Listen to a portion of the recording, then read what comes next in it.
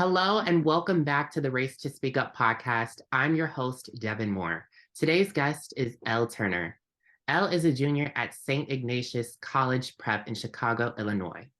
Elle is very passionate about bullying prevention and mental health awareness. She wants to make a change in school environments by promoting action to keep students safe from the impacts of bullying and harassment.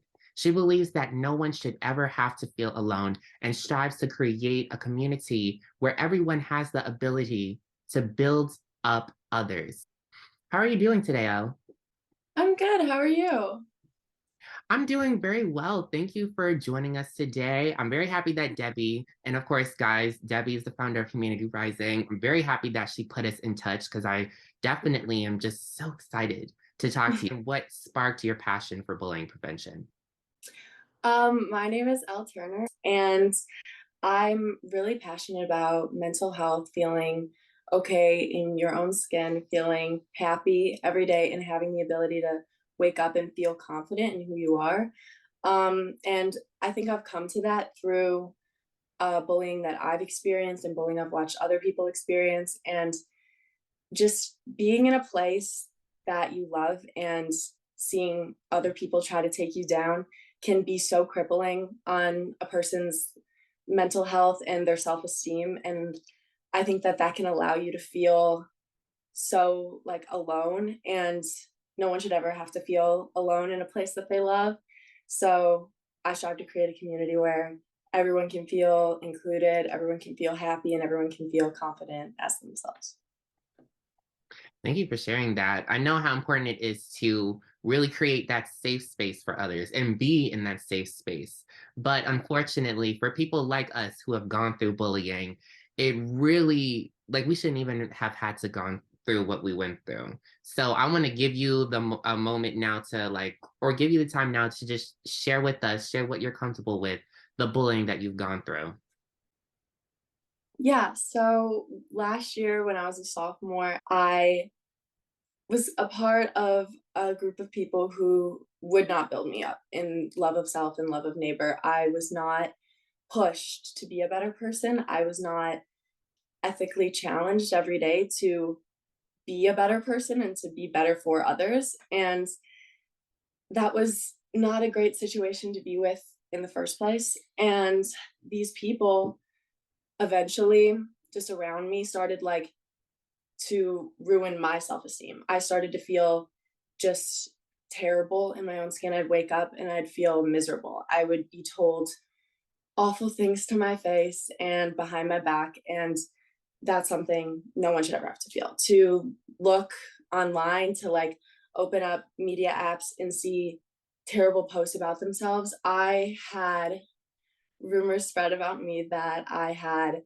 STDs and that I was just like miserable excuse for like a person, and that like I had done it to myself. And if you are trying to walk into school and just go to learn, go to be a better person, and people all around you, you can hear like whispers, you can hear voices, like it's so crippling and it's so scary for a young person to go through. And I became very scared at school. I would walk around passing periods with my head down, my headphones in, like just trying to get from point A to point B unscathed. And one day I was going to get food after school near the building, and a person who had been kind of spreading these rumors and hurting me during passing periods or online approached me, and he he unfortunately was able to take me down, and I hit my head on the side of like a fountain outside of this restaurant, and he took off running. I was like by myself. I walked back to the school, and I was on concussion protocol for months after that. I had to spend the night in the hospital, and after I'd gotten back to school, everything that I had just been kind of trying to get through, kind of just trying to like walk through my life was gone. Like anyone I knew, anyone who like trusted me, like adults even, I could feel like a change in this environment. And so I was already scared to walk into the building because I knew about all these terrible things being said. And now I was incapacitated to the point where I like couldn't fully understand things, and like, because I had a concussion, it was pretty bad, and I was so scared to be around my peers because I had been like so wounded by someone that was my own age, someone, and I was baffled how anyone could ever do something like that. But um after that, I the summer, it was the summer I spent finals like trying to get through it because concussion protocol is pretty rough. You have to like be in separate rooms and everything. And then like anytime I would ever see anyone, they'd be like, "Why are you separated? Like, what's wrong with you? Why are you in this other room? Because like, what happened to you?" And telling my story was impossible. I couldn't like I never wanted to fully process it. I never wanted to come to terms with the fact that like someone my age could do something like that. And I was so scared.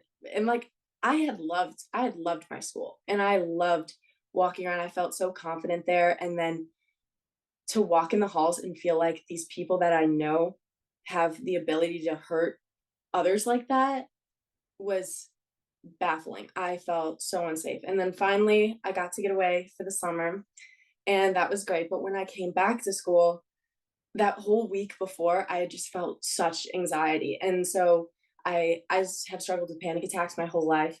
And I think that that's something that's it's so terrifying, especially as a young person. Like I've had them ever since I was in elementary school. And I think that more people need to be talking about panic attacks because they like the I would get so like having a panic attack in class is not only like so scary for you, but it's like it can be disruptive to other kids, and that is horrible. Like that is horrible that that is like kind of something that people have said, and I would like it's so scary. So I was struggling with that whole week leading up to school, and when I went back to school, I was greeted with pretty much the exact same thing from the year before, which was awful because I was hopeful that I would be able to go back and be in an environment where I could finally learn and grow.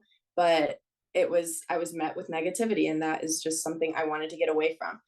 So I tried to be an upstander and I tried to report it, which is something that I hadn't done at the time of the incident. Obviously, like my parents knew because they had to take me in for like doctor's appointments with my head, but like no one knew about it. And I wanted to start speaking about it. I wanted to start telling my story and like actually cause like help the school grow from my experience.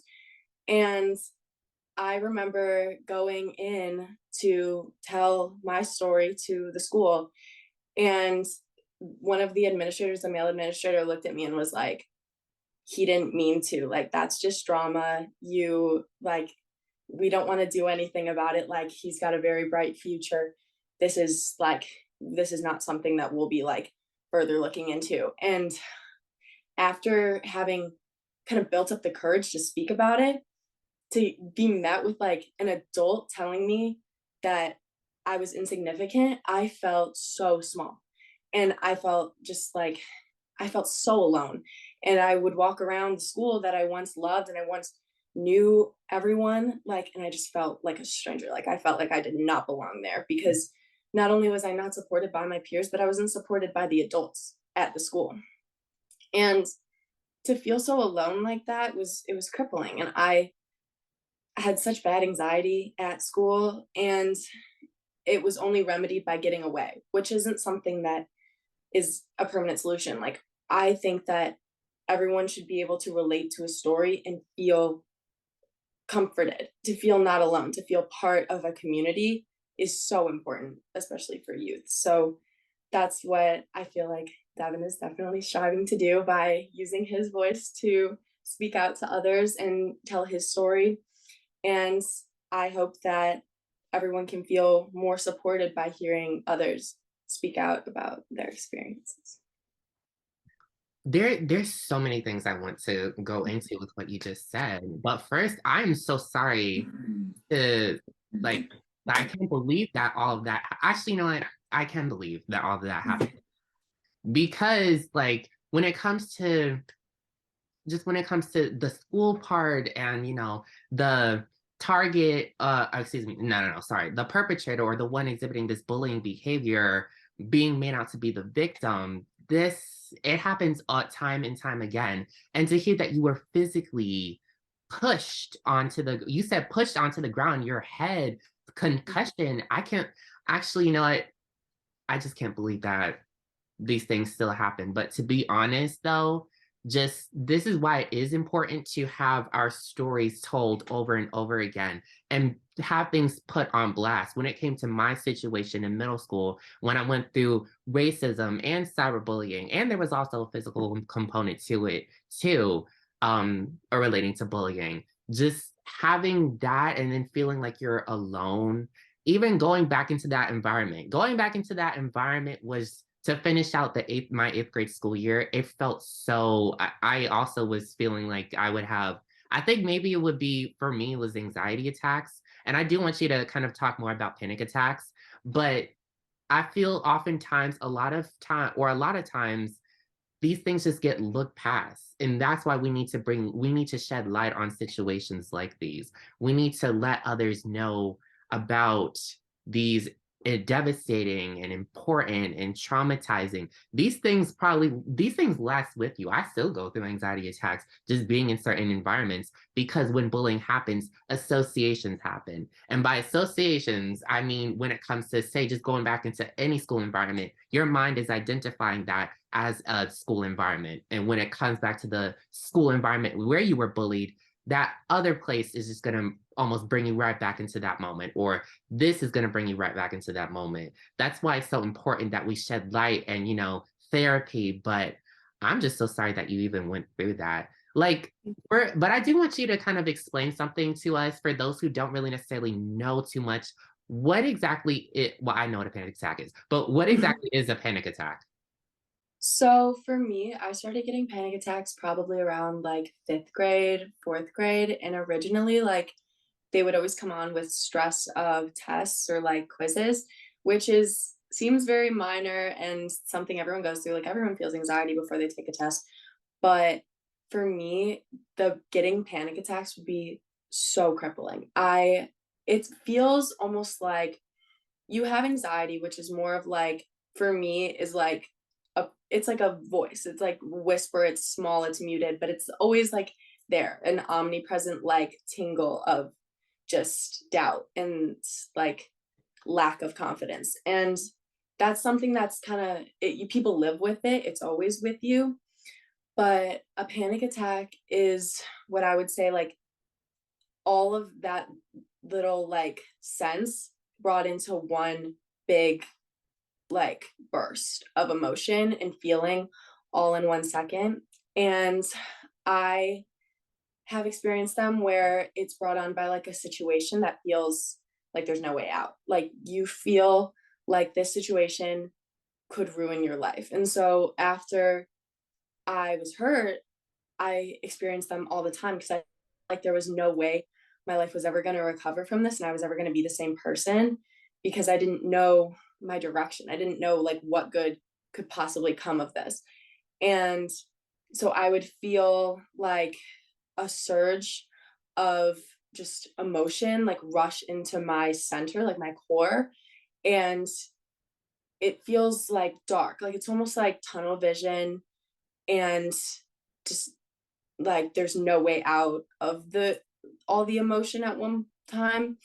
And normally, like, if you feel anxious, like, and you cry, like, that can help releasing that upset, like, that feeling. But, like, for a panic attack, it can be so short-lived, or it could be for a longer amount of time, but, like, there's really no way to get out of it by yourself. And so to have, like, other people there to calm you down, to, like, tell you it's okay, or to, like, look you in the eye and be like, "It's fine," like, to bring you back into your body is so important. And, like, I know for me, I use progressive muscle relaxation to get myself out of a panic attack. So if I'm in the middle of like you're hyperventilating, you feel like your blood is like pulsing so hard and like you just feel out of your body, for me to help with that, I start by squeezing my wrists, my like all of my body, like I get super tight and like you tense up so much, like even more than you are, and then like let it all go. And in that moment where you let it all go, your muscles relax, which will force you to relax. And that brief moment of like calm can bring you down from even like the worst feelings of emotion. And I know that it can be hard when you're like, you feel like the world's about to end and you're like sitting on your floor feeling like the world is over. But to like hold is so important. Like just to remember to like be tight and then just to let it go because you can be calm, you can breathe, and like the reminder that of air and like the relaxing moment can be so serene. And then to the next steps, I'd say after a panic attack would be to like face the problem head on. Like, what is it that brought on all of these emotions? And how can you fix it? How can you move forward? Thank you for sharing that with us. I Yeah. always try to look for ways to kind of calm myself down because, like, you and I both know when it comes to these attacks, these sudden, like, bursts of fear, like you're saying, these sudden bursts, it's just too much. And, like, going back to, like, what I was saying earlier about associations, I remember there was this one time where I was at my high school, completely different environment. I didn't know anyone there. I completely different environment. None of my middle school people where I was bullied, none of them are here. No one. It was a completely new environment. I remember when I was in just my, it was an English class, some random like people were visiting from other schools, kind of like how regular schools do it, just people from like open house. That's what I'm trying to find the words for. And so there was this one family that walked by our classroom and they didn't see me because they weren't looking right at me. But that family, I recognized them from my middle school where the bullying happened. And so association. So I started like panicking. I was like, I don't know what's happening. Then my friend started talking to me and she was just like, she didn't know it was like I was trying my best to hide it. I guess I was doing it correctly when it came to hiding it. And then she just started talking to me and I was fine. And I realized, like you're saying, just having someone there for you, or even having that upstander, someone who's there to support you and show you that they care, whether it be hugging you or even, encouraging you to go and speak up to an authoritative figure or speaking up to your parents or someone like that. It's so important and it's so vital to have individuals like that within our schools, within our work environments, our hospital environment, like literally anywhere, we need that.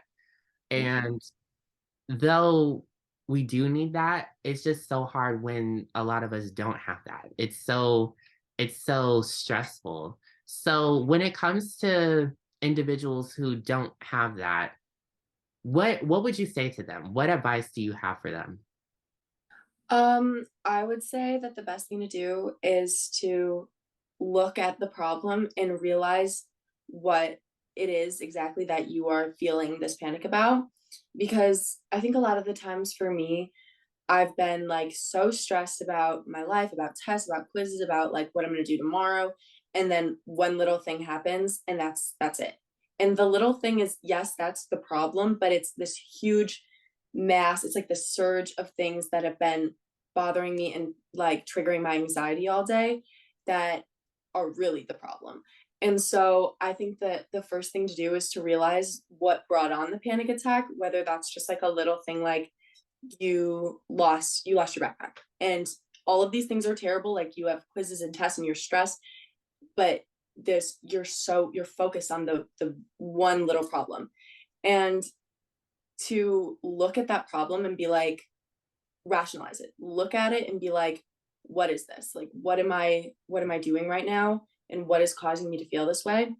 And once you've identified the big overlying problem, I think that's when you can move on and tackle the little things. But to get out of that part of you where you feel like all of the emotion in one place, I always just I like I lay down, whether that's like on the floor, on a bed, or anywhere, like just sit down, take a minute, like squeeze your body and just relax. And you are the only thing that's stopping you from achieving whatever it is that you want to get. Like if you want to succeed, that you can do it. And that's something that I think that people have a hard time recognizing. I know that I have a hard time recognizing it. I don't always remember that I it's like when it comes down to me, and if it's a problem that doesn't just come down to you, then there is no point in panicking about it because you can't control other people, you can only control yourself. And if it's a problem beyond what you yourself can control, then it's outside of your reach. And that's just something more that you have to recognize. And I think a lot of anxiety can be caused by wondering what other people are going to do. And at the end of the day, there is no use in spending your time worrying about what other people are going to do because there's nothing you can do about it. So rationalize your problem, look at what you can do about it, and do your best to do that, to obtain your goals through like personal steps and personal things that you can do to tackle it. And I think that people need to, for those who don't seem to understand a lot of components of what you just said, for those who don't understand that, or actually, no, taking a look at it through the lens of bullying directly, just putting yourself in another person's footsteps, for the Mhm. person who is being hated on or being targeted, and, all of that hate just being thrown right at them.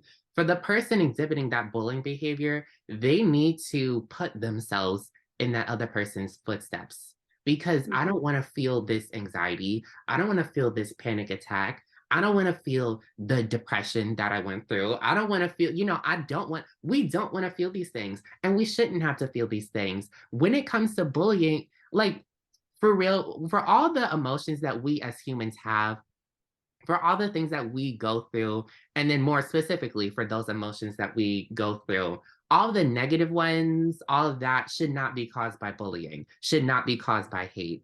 Because just taking a look at, a lot of our world's history, a lot of that hate is different forms of bullying. Racism can be considered a form of bullying. Sexism can be considered a form of bullying. Homophobia can be considered a form of bullying because it's one group or it's one person from a certain group targeting and hating on another person from another group because of something that makes them them or something that's a part of them. And so I think having someone like you who understands or has this knowledge about, being calmer or breathing techniques, we need that more just because of how much hate is going on in the world. And I think that, combating hate with positivity can definitely bring us a long way. That's why I try to promote on social media all this positivity because we see so many things with these famous people. Oh, they do one small thing wrong and all of a sudden they lose 1 million followers on Instagram. Or, say, for example, what's another example of that? I don't know, just something that's kind of like, you know what I mean when it comes to that. So I'm like, we need more people who understand, how to make more calm environments. Like when it comes to Humanity Rising, and I want to talk about what you're doing or what you're going to start doing with Humanity Rising. But I know with Humanity Rising, they also have the spiritual empowerment, or we have the spiritual empowerment circles, which is led by, some of our ambassadors and Cheryl Romanowski, who's the facilitator. And so I remember being a part of the first like spiritual empowerment circle group, and we were talking about ways to ground ourselves, as well as talking about different religions and, the unity that we can find within them. And I'm thinking to myself, when it comes to school environments, like all school environments need to have um, those calm outlets or those grounding outlets. That's what we need. And so I know Humanity Rising continues to make ways so that people can calm down or have these different exercises. And of course, that's where you come in. Do you want to tell us about what you're doing or what you're going to start doing with Humanity Rising? Yeah, so I would love to start with Debbie, of course. Like, we wanted to plan a partnership program with the Renaissance Theater in Highland Park. And this would be a screening of short documentaries on social issues, including bullying and just kind of like mental health, anxiety. And we would like to find students who could be a part of a youth panel to discuss these issues and their solutions, like watching films. And it would be like kind of a call to action for people in communities, people who are struggling with these types of things. And it is my hope that this could be live streamed so that like youth across the country could engage in it. And so I'm looking right now to reach out to schools to like identify a few students who would be interested in helping with this. So like I know for Humanity Rising, it's great to be a part of it and to like be like to see other students like Devin, who is like making the change, like use your voice for good reason. And like whether you've experienced bullying or not, like I feel like everyone knows to be an upstand like people who need that like upstander to be an upstander like in their lives. It's helpful to kind of come together and go to events like these where a real change could be made, and like someone who's really struggling could hear about this and could go and it could change their life.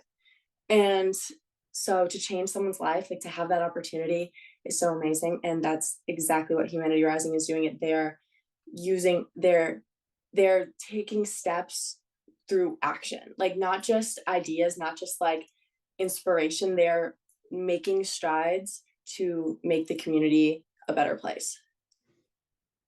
Yeah, it's very important that we continue on this positive path and continue on this journey to help as many as we can. And so, um, I kind of want to just ask you, because now we're kind of getting towards the end of our podcast, but let me ask you, do you have any plans for college, or like what do you want to study? I want to see, your journey as you're moving forward still. But so yeah, let me know. I want to study political science because I hope to be a lawyer one day.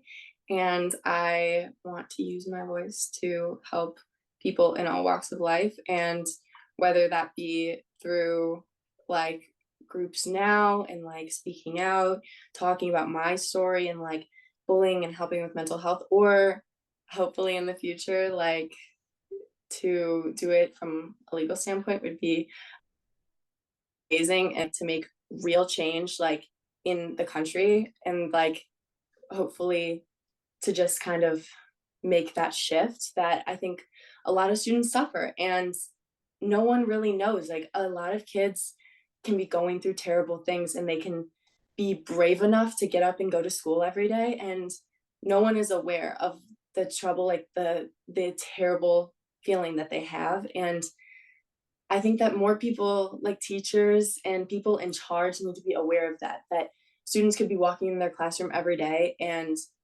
feel like so alone. And even though they walk in with like a group of people, they could just feel all by themselves. And I think that like I've experienced that, and I've had teachers who are amazing and who have looked at me and been like, "Are you okay? Like, is there anything I can do for you?" And I hope that one day our community as a whole like gets to a point where that's the norm, where teachers are like checking in on their students, or like where people in charge will listen always, like, and will hear your story and have faith in you. Because I just I hate dishonesty in a community, and I think that lying is definitely the stem of a lot of like self-confidence issues, or like bullying, and like it just promotes hate and like hateful words. And so to have a community that's like honest and open and supports each other is so important, and I hope to be able to do that now and be able to do that in my life professionally.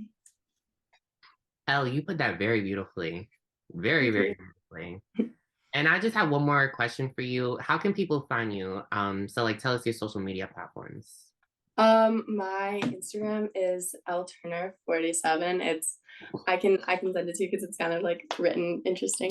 And my DMs, my email is always open. Like, please reach out to me if you are going through this, and I would be more than happy to speak with you, to talk. And I want to be a person for others. So if you are going through something, or if like your story with bullying is similar to mine, I want to hear about it and I want to help you. So please don't hesitate to reach out.